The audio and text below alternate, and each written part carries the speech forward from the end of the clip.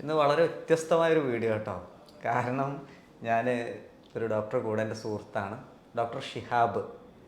Kozhikode medical കോളേജിൽ നിന്ന് MBBS MD ഒക്കെ കഴിഞ്ഞ് ഗാസ്ട്രോ എൻട്രോളജിസ്റ്റാണ്. അപ്പോൾ സംതിങ് എന്നിപ്പോൾ ഒരേപോലുള്ള വീഡിയോ വേണ്ടല്ലോ, കുറച്ചൊരു ഇൻഫോർമേറ്റീവ് കുറച്ച് കാര്യങ്ങൾ പാസ് ചെയ്യണം. അപ്പോൾ ഷിഹാബ് ഡോക്ടറും ഞാനും ഒരുപാട് വർഷത്തെ പരിചയത്തിലപ്പുറത്തെ ഞാൻ കോട്ടക്കലാണെങ്കിൽ ഇദ്ദേഹം പൊന്മളയാണ്. പിന്നെ അൽമാസിൽ വർക്ക് ചെയ്യുന്നുണ്ട്. ഇപ്പോൾ ഇവിടെ മലപ്പുറത്തിൻ്റെ ഹൃദയഭാഗത്ത് സ്വന്തമായിട്ടൊരു ക്ലിനിക്കൊക്കെ തുറന്നു. നല്ല തിരക്കുള്ള ഡോക്ടർ, എൻ്റെ സുഹൃത്തായിട്ട് പറയല്ല. പിന്നെ ഏറ്റവും എനിക്കിഷ്ടം എന്താ പറയുക, ഞാൻ ഓൾറെഡി ഈ കളി പാഷനേറ്റഡ് ആണ്. ബാഡ്മിൻ്റൺ കളിയിൽ എത്ര തിരക്കുണ്ടെങ്കിലും അത് ഞാൻ ഒഴിവാക്കാറില്ല. പിന്നെ ഷിഹാബ് ഡോക്ടർ എന്താ പറയുക, കളി നല്ല പോലെ കളിക്കാറുണ്ട്. ഇത്രയും തിരക്കിനിടയിലും രാവിലെ കളിക്ക് സമയം കണ്ടെത്തും എന്നുള്ളതാണ്. ഏതായാലും നമുക്കതല്ല. ഷിഹാബ് ഡോക്ടർ സന്തോഷം.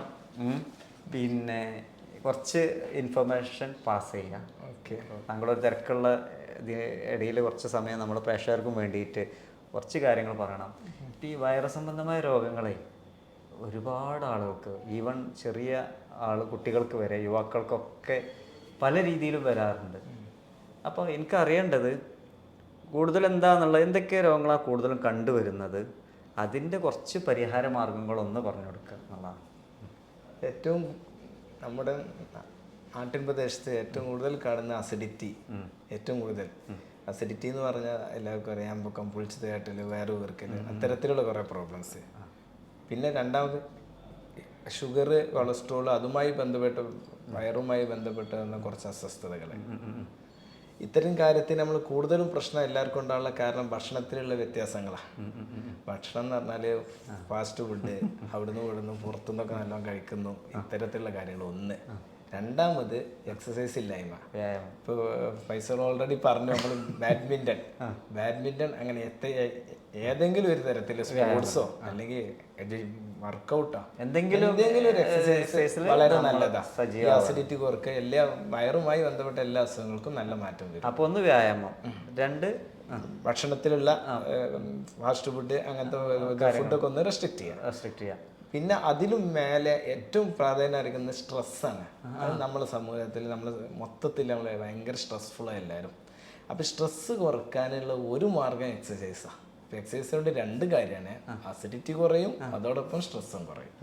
സ്ട്രെസ് കൂടുതൽ റീസൺ തന്നെയാണ്. സ്ട്രെസ് വയറിനെ നല്ല എഫക്റ്റ് ചെയ്യും. മിക്കവാറും അസുഖങ്ങൾക്ക് സ്ട്രെസ് ഫാക്ടർ നമ്മൾ ആൾക്കാർക്കൊക്കെ പല വിധത്തിലുള്ള സ്ട്രെസ് ഉണ്ടാവുമല്ലോ.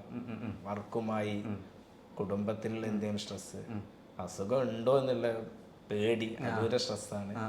ഇത്തരത്തിലുള്ള ഫാക്ടേഴ്സാണ് മെയിൻലി ഉള്ളത്. ആണല്ലേ? ഓക്കെ.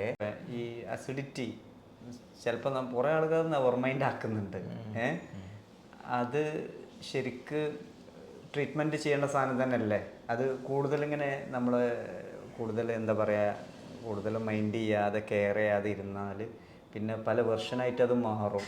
അതിനെപ്പറ്റി ഒന്ന് വിശദീകരിക്കുമോ? എന്താണ് സംഭവിക്കുക, അതിനെന്താണ് ചെയ്യേണ്ടത്, അതിൻ്റെ അപകടം എന്താണെന്നുള്ളത്? അസിഡിറ്റി എന്ന് പറഞ്ഞാൽ നമ്മൾ പറഞ്ഞ വയറിലുള്ള ആസിഡിൻ്റെ അളവ് കൂടുന്നതാണ്. അപ്പോൾ എല്ലാവർക്കും വ്യത്യസ്ത രീതിയിലാവും ഉണ്ടാവുക. കയറി അരിച്ചിൽ സിമ്പിളായിട്ടിരിക്കും. പക്ഷേ നമ്മൾ ഒരു 5-6 കണ്ടീഷനിൽ അസിഡിറ്റി ഉള്ളിൻ്റെ കൂടെ ഇത്രയും ഫാക്ടേഴ്സ് വരികയാണെങ്കിൽ നമ്മൾ എന്തായാലും ചെക്ക് ചെയ്യണം.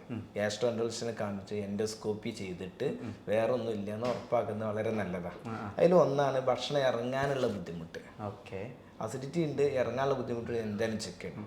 അതോടൊപ്പം കക്കൂസ് പോകുന്നതിൽ ഇരുണ്ട കളറ് അല്ലെങ്കിൽ ബ്ലഡ് പോവുകയാണെങ്കിൽ ചെയ്യണം. അല്ലെങ്കിൽ ഈ അസിഡിറ്റിയുടെ കൂടെ രക്തക്കുറവോ മഞ്ഞപ്പിത്തോ ഉണ്ടെങ്കിൽ കാണണം. ഓക്കെ, വേറെ എന്തെങ്കിലും ഉണ്ടോ എന്ന് നോക്കണം. അല്ല സിമ്പിൾ അസിഡിറ്റി ആയിട്ട് മെഡിക്കൽ ഷോപ്പിൽ നിന്ന് മരുന്ന് വാങ്ങി കഴിക്കുന്നത് നല്ലതല്ല. അതോടൊപ്പം കുടുംബത്തിലാരും ആമാശയ ക്യാൻസറോ വൻകുടൽ ക്യാൻസറോ അങ്ങനെ എന്തെങ്കിലും ഉണ്ടെങ്കിലും നമ്മൾ ഒരു അടുത്തുള്ള ഗ്യാസ്ട്രോളജിസ്റ്റിനെ കാണിച്ചിട്ട് എൻഡോസ്കോപ്പി ഒക്കെ ചെയ്തിട്ട് വേറെ ഒന്നും ഇല്ല എന്ന് അവർക്ക് ഉറപ്പുവരുത്തണം. അതോടൊപ്പം നമ്മൾ തീരെ വിശപ്പില്ല, അവരുടെ ശരീരം ഒരു 10 കിലോ വെയിറ്റ് കുറഞ്ഞു, ഇത്തരത്തിലുള്ള കണ്ടീഷനിലൊക്കെ നമ്മൾ അടുത്തുള്ള ഒരു പ്രധാന എൻഡോസ്കോപ്പി ഗ്യാസ്ട്രോ കണ്ടിട്ട് എൻഡോസ്കോപ്പി ചെയ്യുന്നതല്ല. അല്ലാതെ സിമ്പിളായിട്ട് അസിഡിറ്റി അതിന് തള്ളാൻ പറ്റില്ല ഇത്തരം കണ്ടീഷൻ. അല്ലാത്തതൊക്കെ നമ്മൾ ജസ്റ്റ് വേണമെങ്കിൽ മരുന്ന് കഴിച്ച് നോക്കാവുന്നതാണ് അല്ലേ? ഈ കുടൽ ക്യാൻസർ ഇപ്പോൾ പറഞ്ഞപ്പോൾ, ഈ ക്യാൻസർ എണ്ണം നമ്മളെ ഭാഗത്ത് എന്താ അതിൻ്റെ സ്ഥിതി എന്ന് പറയാൻ പറ്റുമോ? നമ്മളിവിടേക്ക് വൻകുടൽ ക്യാൻസർ, വൻകുടൽ ക്യാൻസർ നമ്മളെ കുടുംബത്തിൽ ആർക്കെങ്കിലും ഒക്കെ ഉണ്ടായാൽ, ഉദാഹരണം ഉപ്പാക്ക് ഉമ്മാക്ക് വേണ്ടി നമ്മളെ കുട്ടികളൊക്കെ ഒരു എബോവ് 40 ഒക്കെ ആയാലും എല്ലാവരും ചെക്ക് ചെയ്യാണ് നല്ലത്. കാരണം കുടുംബ പാരമ്പര്യമായിട്ട് നല്ലോണം വരുന്ന ഒരു ക്യാൻസറാണ് ഫൈൻഡ് ഔട്ട് ചെയ്യാൻ സാധിക്കും. അതിനാണ് അടിയിലൂടെ ചെയ്യുന്ന ഒരു എൻഡോസ്കോപ്പി, മലദ്വാരത്ത് കൂടെ ചെയ്യുന്ന ഒരു ടൈപ്പ് എൻഡോസ്കോപ്പി ഉണ്ട്. അതാണ് കൊളോണോസ്കോപ്പി. അതിവിടെ അവൈലബിൾ ആണ്. അത് നമുക്ക് ഇവിടുന്ന് ചെയ്തിട്ട് അത്തരത്തിലുള്ള അസുഖം അവർക്ക് വരുന്നുണ്ടോ എന്ന് നമുക്ക് കണ്ടുപിടിക്കാൻ പറ്റില്ല. പിന്നെ അതൊക്കെ വരാനുള്ള കാരണം എന്നൊക്കെ ഈ റെഡ് മീറ്റ് കൂടുതൽ അങ്ങനത്തെ ഇറച്ചി അങ്ങനത്തെ ഭക്ഷണങ്ങൾ കഴിക്കുന്നത് കൊണ്ടാണ് മെയിൻലി ഇപ്പോൾ വരുന്നത്. ഒബീസിറ്റി, അമിതവണ്ണം, എക്സസൈസ് ഇല്ലായ്മ അതിനാണ്. എക്സസൈസ് എന്ന് പറയുന്നത് മൊത്തം ഗ്യാസ്ട്രോയിലുള്ള കുറേ ക്യാൻസേഴ്സിനൊക്കെ ഒരു പ്രിവെൻഷൻ കൊടുക്കുന്ന ഒരു സംഗതിയാണ്. അതൊരു കറക്റ്റ് പോയിന്റ് ആണ് അല്ലേ. വ്യായാമക്കുറവ്, റെഡ് മീറ്റ് കൂടുതൽ കഴിക്കുക, പച്ചക്കറികള് ഫ്രൂട്ട്സുകളെ കുറയ്ക്കുക, അല്ല ഭക്ഷണത്തിൽ അളവ് കുറയുക, ഇത്തരം കണ്ടീഷനൊക്കെയാണ് വൻകുടൽ. പിന്നെ ആക്ച്വലി നമ്മുടെ കുടുംബത്തിൽ ആർക്കെങ്കിലും ഉണ്ടെങ്കിൽ എന്തായാലും ചെക്ക് ചെയ്യുന്നത് നല്ലതാണ്. അപ്പോൾ ചുരുക്കി പറഞ്ഞു കഴിഞ്ഞാൽ ഇതൊരു സിമ്പിൾ മാറ്റർ ആണെങ്കിലും പിന്നെ വളരെയധികം കെയർ ചെയ്യേണ്ട സമയമാണ്. ഈ അസിഡിറ്റി വന്നതോടുകൂടി നമ്മുടെ മാനസികമായിട്ടും ശാരീരികമായിട്ടും ആളുകൾ ഒരു തളരുന്ന ഒരു അവസ്ഥയിലേക്ക് എത്തുന്നത്. അപ്പോൾ ഏതായാലും വളരെ സന്തോഷമുണ്ട്. കൂടുതൽ ഞങ്ങൾ ചെറിയൊരു വീഡിയോ ചെയ്യാന്നുള്ളൊരു ആഗ്രഹത്തിൽ വന്നതാണ്. ഞങ്ങൾ ഇടയ്ക്കിടയ്ക്ക് പിന്നെ ബാഡ്മിൻ്റൺ കോർട്ടിൽ വെച്ച് ഫൈറ്റ് ചെയ്യുന്ന ആൾക്കാരാണ്. അപ്പോൾ ഏതായാലും ഇദ്ദേഹം പിന്നെന്താ പറയുക, മലപ്പുറത്തൊരു സ്ഥാപനം തുടങ്ങി. അപ്പോൾ ഏതായാലും മലപ്പുറത്ത് പിന്നെ ഒരുപാട് തിരക്കുള്ള ആളാണ്. ഓൾറെഡി തിരക്ക്, ഞാൻ എക്സാജറേറ്റ് ഇത് പറയല്ല, ഷിഹാബ് ഡോക്ടർ അങ്ങനെ തന്നെ ആവട്ടെ, നല്ല ഡോക്ടറാണ്. പിന്നെ പെട്ടെന്ന് രോഗം ഫൈൻഡ് ഔട്ട് ചെയ്ത് അതിന് വേണ്ട ട്രീറ്റ്മെൻറ്റ് കൊടുക്കുന്ന ആളാണ്.